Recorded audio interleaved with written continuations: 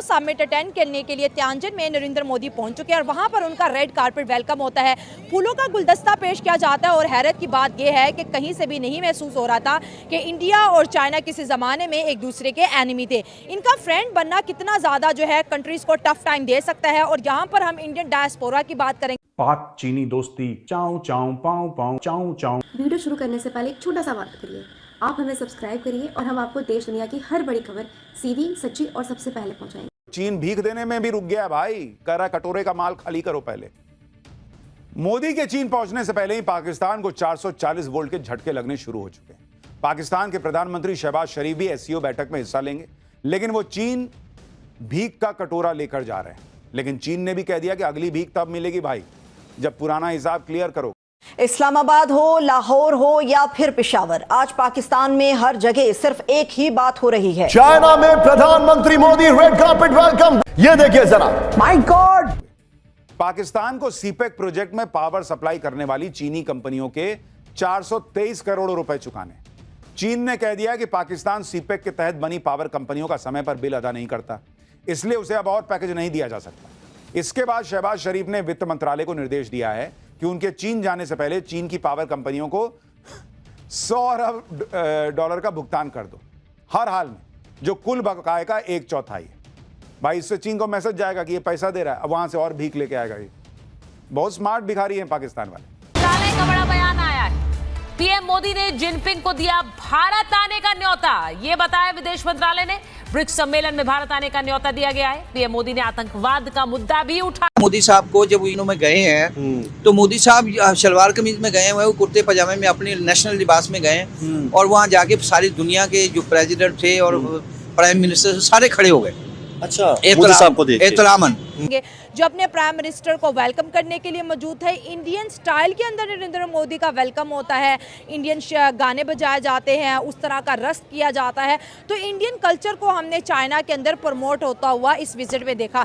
SCO में देखिए 10 countries के हेड ऑफ स्टेट है। पाकिस्तान की तरफ से शहबाज शरीफ साहब भी जा रहे हैं। और ये एक बड़ी डेवलपमेंट ये है कि इंडिया और पाकिस्तान एक जंग के बाद एक दूसरे के आमने सामने हैं।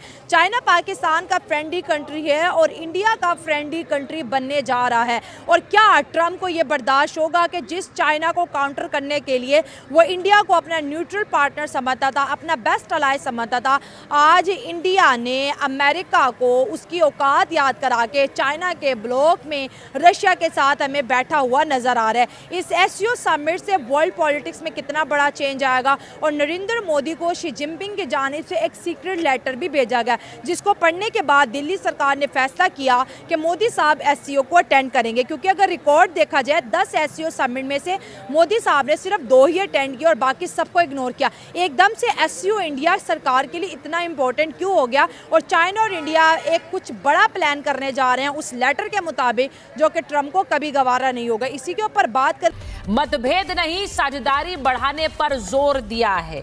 यानी मतभेद नहीं, पाकिस्तान भी है, रूस भी इसका हिस्सा है। तो वहीं मोदी जी के लिए तो जी बड़ी लाइटें लगाई गई हैं, बड़ी डेकोरेशन की गई है। वो भी हम सोशल मीडिया पर देख रहे थे चाइना में वेलकम करने के लिए। आपने अभी नरेंद्र मोदी भी गया हुआ है, उसका इस्तकबाल जरा देखें। हिंदुस्तान के कपड़ों में उसका इस्तकबाल कर रक्स कर रहे हैं, छोटे छोटे बच्चे सलूट मारे, आंखों में आंसू ला रहे हैं। बहुत ही खुश मिजाजी से मिलते हुए प्रधानमंत्री नरेंद्र मोदी, छोटे छोटे बच्चों की भी यहां पर मौजूदगी।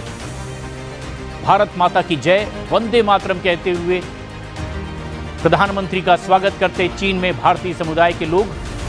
कमाल है, एब्सोल्युटली कमाल है। ये देख के नजर आता है कि बिलाशुबा वो एक गासिब हुक्मरान है हमारे लिए, लेकिन हिंदुस्तान के लोगों के लिए जमहूरी रहनुमा वोट से आया है। आप सोचेंगे काश पाकिस्तानी जर्नैल ऐसे होते, तोबा तोबा, काश वो ऐसे तगड़े होते, तोबा तोबा, काश हमारे जर्नैलों में ऐसी गैरत होती। हाय। लेकिन थैंक्स टू डोनाल्ड ट्रंप, उन्होंने एक काम कर दिया कि भारत और चाइना को इकट्ठे कर दिया। मैं बार बार बोल रहा था कि भारत और चाइना दोनों इकट्ठे हो जाएंगे ये टैरिफ वॉर के कारण। पाकिस्तान ने क्या करा कि हाँ माई बाप, आपसे बड़ा और कौन हो सकता है, आप तो खुदा हैं साक्षात, आपके चरण कहां हैं प्रभु। इसको ऐसा लगा कि पाकिस्तान भी लेट गया तो भारत तो कम से कम हमारी बात मान ही लेगा। डोनाल्ड ट्रंप ने कभी भी अगर इतिहास पढ़ा होता, कभी भी इतिहास पढ़ा होता, तो उसको एक बात पता लगती कि भारत झुकता नहीं है। नहीं मान 14 अगस्त पे हाँ जी झंडे लगा लो और बस पाकिस्तान बचाना है, पाकिस्तान बचाना है। आधा पाकिस्तान बचाते बचाते ये आधा पाकिस्तान लुढ़क गया है। और वो लोग जो है ना अक्लमंद लोग हैं, समझदार लोग हैं, वो हकीकत को जानते हैं। दुबई है, सऊदीया है, और ये आपने बताया ईरान, अफगानिस्तान है, सारे मुल्क हैं। वो इंडिया की पावर को मानते हैं कि यार इंडिया एक पावर है, और हम यहाँ आवाम भी मानते हैं कि यार पावर है, लेकिन हमारी गवर्नमेंट मानते। थैंक्स टू डोनाल्ड ट्रंप, उन्होंने एक काम कर दिया कि भारत और चाइना को इकट्ठे कर दिया। मैं बार बार बोल रहा था कि भारत और चाइना दोनों इकट्ठे हो जाएंगे ये टैरिफ वॉर के कारण। I was the only one who was saying it, और लोगों ने मुझे पागल डिक्लेयर कर दिया था कि सर आप बहकी बहकी बातें करने लगे हैं जब से आपने आरजू के साथ शो शुरू किए थे। तो नहीं है, हालांकि ये एक तरबूज की मानिंद है और ये है एक नींबू की मानिंद है पाकिस्तान। तरबूज का और उसका एक तराजू में रख दें तो वजन किसका ज्यादा होगा? तरबूज का ज्यादा होगा।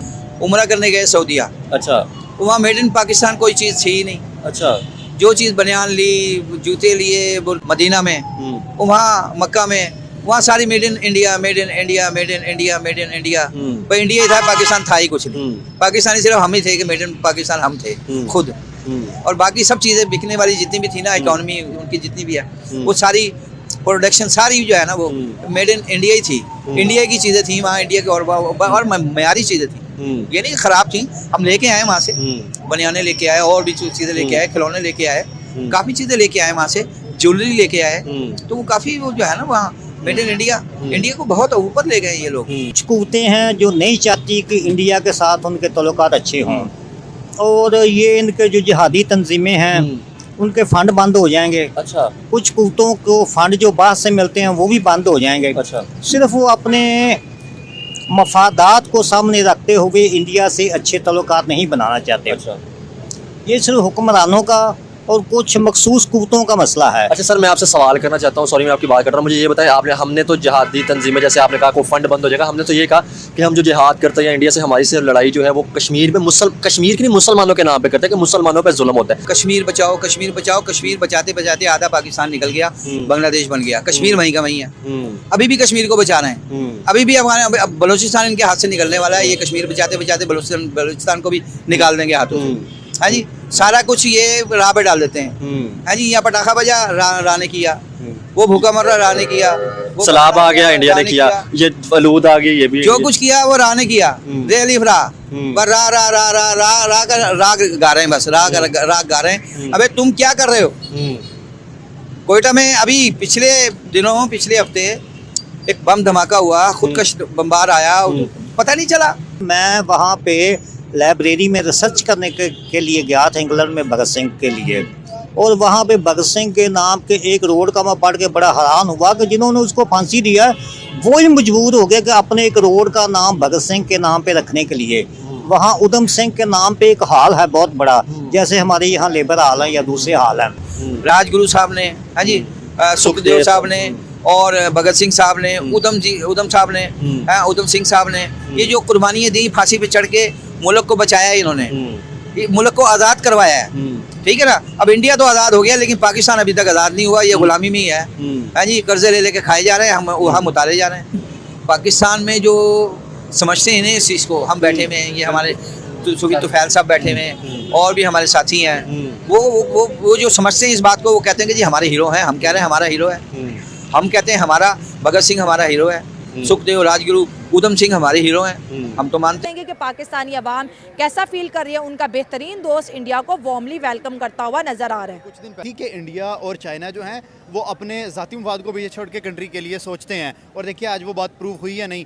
मोदी जो है वो जा रहा है चाइना, और चाइना ने वेलकम कैसा किया है। अब इस चीज़ को देखें कि रेड कारपेट पे प्रॉपर, जैसे कि किसी एक बड़ी स्टेट का कोई जो है सदर आपकी तरफ आ रहा है, तो आप देखें कि पाकिस्तान के भी लोग गए हैं, लेकिन उस तरह का वेलकम नहीं मिला। अब यहाँ पे पॉइंट की बात ये है कि जो बंदा दिल्ली किसी के घर जाएगा उसकी इज्जत नहीं रहेगी। हमारे जो प्राइम मिनिस्टर हैं या हमारे जो कोई वज़ीर ख़ारजा है, वज़ीर दाखिला है, या जो भी है, इनको जब कोई काम नहीं मिलता ये टूर करते हैं और चाइना निकल जाते हैं। वहाँ पे जाके कहते हैं बी बी की आवाज़ मशीनें देनी थी। ठीक है, इस तरह की बात होती है। लेकिन आप देखें कि मोदी आई थिंक सो कि कोई 8-10 साल के बाद गया हुआ है, 7 साल के बाद चाइना गया, तो देखें फिर उसको उस तरह की इज्जत भी मिली, पजीराई भी मिली। यही एक चीज़ है कि जब आप बार बार किसी के घर जाएंगे तो आपकी इज्जत खत्म हो जाएगी। और यहाँ पे मज़े की एक बात ये भी है कि शायद कोई अंदर खाते का, जैसे पाकिस्तान में एक खाता आया था उससे हमारा तख्ता उलट गया था, इंडिया के अंदर भी एक खाता आया चाइना की तरफ से। अब वो खात जो है सीक्रेट एक लेटर है, उस सीक्रेट लेटर पे पता नहीं क्या लिखा हुआ है, बट मुझे लगता है कि कहीं ना कहीं दोनों कंट्रीज मिलके किसी तीसरे कंट्री को, स्पेशली ट्रंप को जो है ना टफ टाइम देने वाले हैं। मतलब आप समझते हैं कि कहीं ना कहीं एससीओ को ज्वाइन करने के पीछे वो लेटर भी हो सकता है जो शी जिनपिंग ने नरेंद्र मोदी के नाम लिखा था। पॉइंट ऑफ व्यू ये रखता हूँ कि भाई इन दोनों की रिलेशनशिप जो है वो बहुत लंबे अरसे तक चलेगा, लेकिन हम इसको दोस्ती नहीं कहेंगे। ये दोनों कंट्रीज के जो है मफादात जुड़े हुए हैं। चाइना के इंडिया से जुड़े हैं, इंडिया चाइना को पता है कि उनकी, चाइना भी 25 करोड़ आवाम को अपनी हर चीज़ एक्सपोर्ट कर रहा है। ऐसे लग रहा था जैसे कि ये कोई बचपन के दोस्त हैं और आपस में बिछड़े हुए हैं और आपस में मिले हैं, तो उन्होंने एक जश्न मनाया है और इसी तरह का जश्न हमें देखने को मिला। मैं कहता हूँ कि ये इंडिया और चाइना की जो दोस्ती है इसने दुनिया को एक अलग ही पहचान उसकी बना दी है, क्योंकि किसी वक्त में पाकिस्तान और चाइना की एक दोस्ती को दुनिया समझती थी और आज भी समझते हैं, लेकिन मेरे ख्याल में अब जब पाकिस्तान ने अमेरिका के साथ अपने ताल्लुकात को बेहतर किया तो आई थिंक फिर इंडिया ने और चाइना ने भी ये सोचा कि हमें भी एक दूसरे के करीब आने की ज़रूरत है। दोनों ने एक दूसरे के फ़ायदे सोचे और एक दूसरे के करीब आने की वजह सोची और फिर दोनों ने, जाहिर बात है कि आज अगर दोनों एक पेज पे खड़े हैं तो मुझे लगता है कि इंडिया अपना फ़ायदा सोच कर एक दूसरे के करीब गया। मतलब ये नया ब्लॉग दुनिया को शॉक कर रहा है, देखिए आंखों में आंखें डालना, ये मोदी जी ने बताया है कि भाई अमेरिका को आंखें दिखाना, आज तक एशिया में हमेशा से आंखें झुका के उसकी पैरवी की गई है और मैंने ये देखा है कि फर्स्ट टाइम कोई एशिया में एक बंदा, एक कंट्री खड़ा हुआ है जो अमेरिका को आंखों में आंखें डाल के ये कह रहा है कि भाई आप जितना मर्जी टैरिफ लगाएं, आप जो मर्जी कर लें, मैं अपने बलबूते पे अपनी कौम को इस क्राइसिस से निकालूंगा। और यकीन करें कि वो अपनी इस क्राइसिस से निकालने के लिए जद्दोजहद कर रहा है। देखिए रशिया एक बहुत बड़ी गेम चेंजर है इस टाइम और चाइना भी। और रशिया की अगर हम यहाँ पे थोड़ी सी बात करते चले तो रशिया से क्रूड ऑयल लेना इंडिया के लिए एक फ़ायदेमंद भी है। और देखिए और फिर रशिया ने स्पेशली उसको क्रूड ऑयल पर एक सब्सिडी दी, यानी कि एक 5% ऑफ कर दिया। देखिए 60 फी बैरल अगर तेल लेना और अब वही तेल जो है वो 56 या 57 के नियर अबाउट फी बैरल ले रहा है। अपना तेल जो है यूक्रेन को बेच रहा है, आज तो ये भी चीज़ एक्सपोज हो गई। देखिए मैं वही कुछ चीज़ें ऐड करना चाह रहा था कि अगर इन फ्यूचर, क्योंकि हमें बहुत सारे ममालिक की आपस में कलबिश नज़र आ रही है कि वो आपस में लड़ते नज़र आ रहे हैं। फ़र्ज़ करें कि चाइना यहाँ पे ईरान और इसराइल की दोबारा से कोई लड़ाई स्टार्ट हो जाती है, उसका बेनिफिट इंडिया उठाएगा। क्योंकि इंडिया ने जो ये क्रूड ऑयल है इसको रिफाइन करके, अब जाहिर बात है ईरान के जितने भी वो एक्सपोर्टर हैं जो ईरान से तेल लेते थे, जाहिर बात है वो कोई ना कोई ढूंढेगा कि कहाँ से हम ले, वो इंडिया से लेगा। नमस्कार दोस्तों, आज की सबसे बड़ी खबर और सबसे स्ट्रॉन्ग खबर लेकर आई हूँ। प्रधानमंत्री नरेंद्र मोदी पहुँचे हैं चीन एससीओ समिट में। जैसे कि आप सब जानते हो, मुलाकात हुई चीनी राष्ट्रपति शी जिनपिंग से। 7 साल बाद इतनी बड़ी मुलाकात हुई और इसका असर सीधे पाकिस्तान और अमेरिका तक पहुंचने वाला है। कैसे, चलिए विस्तार से समझते हैं। दोस्तों आप जानते हैं कि भारत और चीन के रिश्ते पिछले कुछ सालों से काफ़ी खटास भरे थे। सीमा विवाद, गलवान जैसी घटनाएं और व्यापारिक टकराव। लेकिन आज चीन में एससीओ की मीटिंग में मोदी और शी जिनपिंग ने एक नया मैसेज दिया, हम पार्टनर हैं, प्रतिद्वंदी नहीं। यानी अब दोनों देशों ने साफ बोला है कि बॉर्डर पर शांति बनाएंगे और व्यापार को आगे बढ़ाएंगे। सीधी उड़ानें दोबारा शुरू होंगी, तीर्थ यात्रा के रास्ते खुलेंगे और ये अपने आप में एक बहुत बड़ा बदलाव है। अब देखते हैं इसका पाकिस्तान पे असर क्या होगा। पाकिस्तान हमेशा से मानता था कि चीन उसका ऑल टाइम फ्रेंड है, लेकिन जब चीन और भारत करीब आते हैं तो सबसे ज़्यादा टेंशन पाकिस्तान को ही होती है, क्योंकि अगर चीन भारत से रिश्ते सुधार लेता तो पाकिस्तान का स्ट्रेटेजिक फ़ायदा काफ़ी कम हो जाएगा। यही वजह है कि पाकिस्तान अभी से परेशान है और अब देखते हैं इस मुलाकात के बाद क्या होगा पाकिस्तान का। अब बात करते हैं अमेरिका की और ख़ासकर डोनाल्ड ट्रंप। अभी कुछ ही दिन पहले अमेरिका ने इंडिया पर नए टैरिफ लगाए, जैसे कि हम सब जानते ही हैं।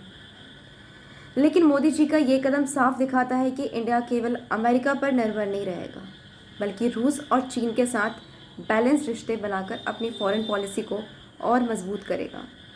ये मैसेज सीधा वाशिंगटन तक गया कि इंडिया अपनी राह खुद चुन सकता है, किसी दबाव में नहीं आएगा। अब कल का बहुत बड़ा पल है, कल मोदी और पुतिन मुलाकात है। और दोस्तों कहानी यही ख़त्म नहीं होती, कल एससीओ में मोदी और रूस के राष्ट्रपति पुतिन की भी मुलाकात के साथ साथ यानी चीन, रूस और भारत तीनों एक साथ टेबल पर होंगे। ये पूरा एक अच्छा सा ग्लोबल पावर बैलेंस को हिला सकता है और काफ़ी बड़ा मैसेज जाएगा।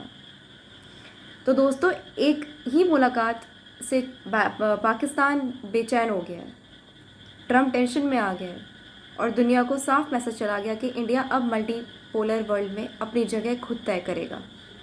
आपको क्या लगता है, मोदी जी की ये चाल भारत के लिए मास्टर स्ट्रोक है या सिर्फ एक diplomatic short term move? Comments में लिखिए, अपनी राय दीजिए और अगर वीडियो पसंद आया हो तो प्लीज़ लाइक, शेयर और सब्सक्राइब ज़रूर करें, क्योंकि आगे आने वाले दिनों में हम आपको एससीओ समिट की हर अपडेट सबसे पहले देंगे। Thank you. ये बयान ट्रंप के लिए टेंशन बन सकता है। कल पीएम मोदी और पुतिन के बीच मुलाकात हो रही है, अहम भी मानी जा रही है। उसके पहले पुतिन का ये कहना कि वर्ल्ड ऑर्डर जो है वो बदल रहा है। जाहिर सी बात है कि इस वक्त डोनाल्ड ट्रंप की नजरें जो है वो टिकी हुई है न सिर्फ एससीओ समिट पर, मुद्दा भी उठाया है। कुछ देर में प्रधानमंत्री नरेंद्र मोदी और शहबाज शरीफ आमने सामने होंगे। एससीओ के सभी सदस्य दरअसल एक साथ होंगे और ये मौका बहुत खास रहेगा। सदस्य देशों के नेताओं की ग्रुप फोटो होनी है। ग्रुप फोटो के दौरान मोदी और शहबाज आमने सामने होंगे। बल्कि आज जो द्विपक्षीय बैठक चाइना और इंडिया के बीच में हुई उस पर भी, और साथ ही साथ कल जो पुतिन के साथ प्रधानमंत्री नरेंद्र मोदी की मुलाकात होने वाली है वो भी काफी अहम हो जाती है। इनसे सुधरते रिश्तों का जिक्र किया तो शी जिनपिंग ने ड्रैगन और हाथी का जिक्र करते हुए कहा कि मौजूदा हालात में दोनों देशों का साथ आना बेहद जरूरी है। शी जिनपिंग ने जो सबसे अहम बयान दिया वो ये कि चीन और भारत सहयोगी साझेदार हैं, प्रतिद्वंदी नहीं। और उन्होंने ये भी कहा कि दोनों देश एक दूसरे के लिए विकास के अवसर है, एक दूसरे के लिए खतरा नहीं। सूत्रों के हवाले से खबर आ रही है कि प्रधानमंत्री मोदी ने शी जिनपिंग के साथ बैठक में आतंकवाद का मुद्दा भी पुरजोर ढंग से उठाया। उन्होंने आतंकवाद को वैश्विक खतरा बताते हुए चीन से कहा कि आतंकवाद की समस्या से मिलकर लड़ने की जरूरत है। आप जो तस्वीरें देख रहे हैं 2014 में प्रधानमंत्री बनने के बाद पहला दौरा चीन का किया मई 2015 में, और उसके बाद से अलग अलग जो दौरे चीन के रहे उनकी तस्वीरें।